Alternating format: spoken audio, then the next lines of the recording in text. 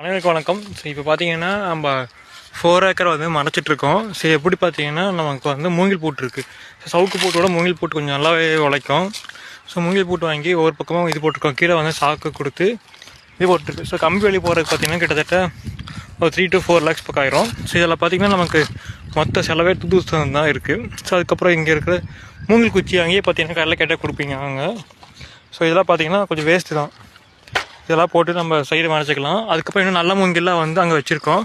அது வந்து ஃபுல்லாக பாட்டராக கொடுத்துட்டோம்னா கொஞ்சம் கரெக்டாகிடும். ஸோ இதுக்கப்புறம் வந்து இந்த இடத்துல கோழி, ஆடு, மாடு ஸோ ஃபார்மிங் போடுறதுக்கும் மேய்ச்சலுக்கும் கரெக்டாக இருக்கும். ஸோ நம்ம காட்டை தாண்டி மித்த காட்டுக்கும் போகாது.